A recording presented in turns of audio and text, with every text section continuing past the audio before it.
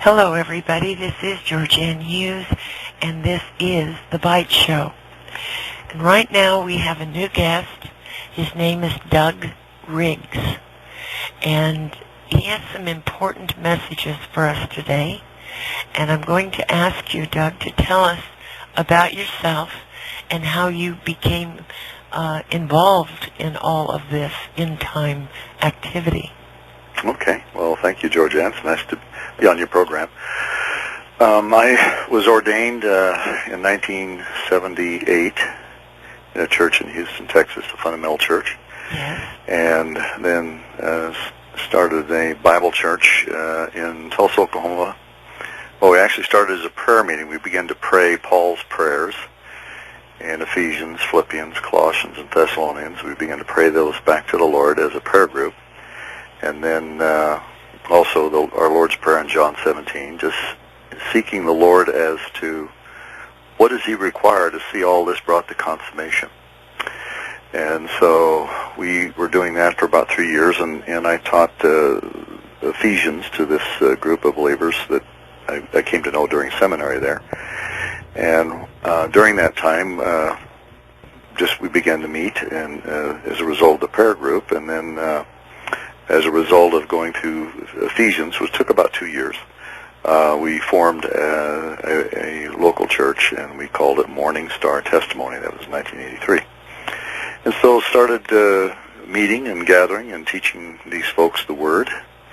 And about 1985 or so, a number of the people were having some real difficulties in relationships and just in their Christian life. And an individual came who was a counselor, and he said that he told me that he perceived that the Lord was really present with us all, but it was like he was locked up in prison, and I didn't have any idea what he was talking about, because my background was just Bible training through Dallas Seminary professors, this kind of background, and so I didn't know anything about counseling or anything like that, and so I asked this individual. Walter is his name, and I said, "What do you suggest?" I said, "Well, I think we need to have some prayer time with some of these folks and see what kind of strongholds they have, generational strongholds, or what issues they have." And I said, "Well, all right, we'll do that." And I gave a message on roots of bitterness out of Hebrews 12, and at the end of that message, I asked if there's anyone out there that may be struggling with some of these issues to come forward and let me know, and we will meet together and work on these issues. Just about everybody came forward.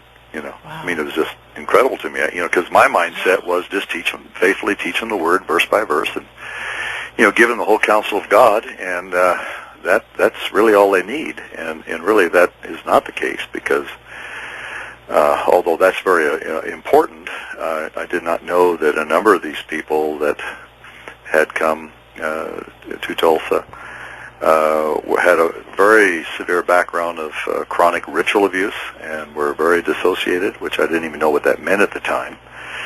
And so we began counseling in about the mid-'80s, and kind of hit the wall. It was some of the folks we were working with, just they would not resolve. And then I heard about multiple personality disorder in 1990, and I thought, well, where do you find that in the Bible? I didn't know.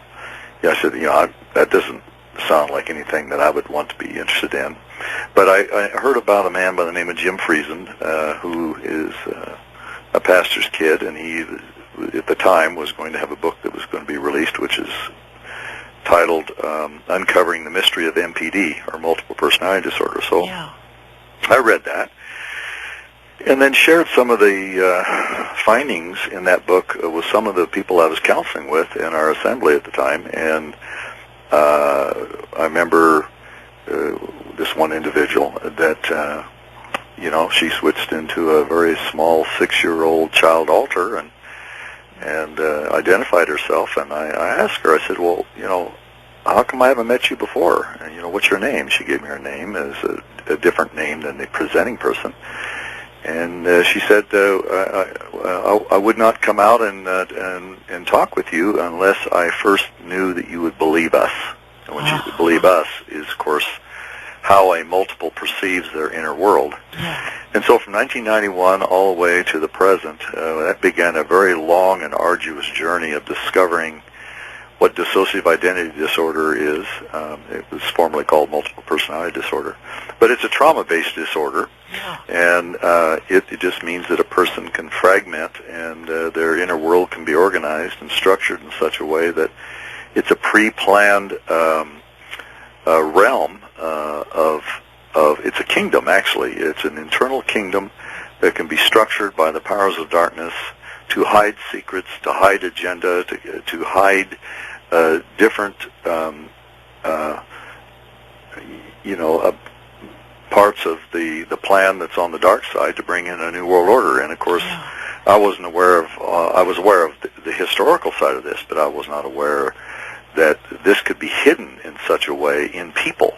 Yes. And so as we begin to unravel this and work through the trauma and get to these hidden places inside these people, there was a unified story that began to emerge, and that is that there are those European families, and predominantly the European royalty, who are highly invested in bringing in their Christ, whom we know as the Antichrist.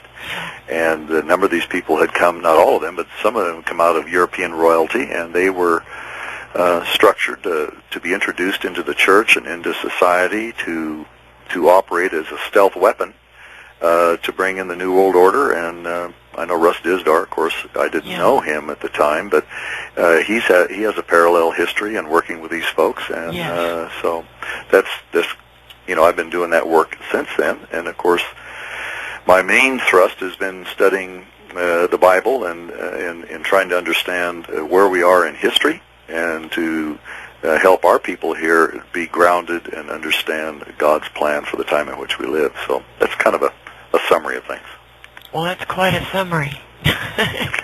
You have worked with, before we get into where we are in history, you have worked with quite a number of the European royals, right? That have this problem that you've described. I would say there's a core group. I worked with several hundred people that come from all different kinds of backgrounds and different family connections. But at the core, there have been those that come from European royalty.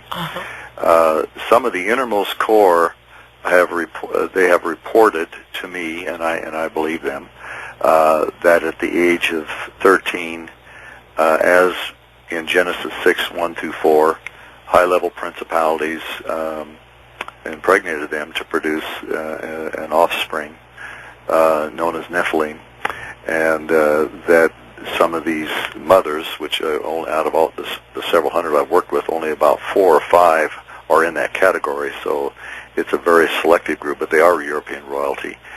And they have reported giving birth to Nephilim.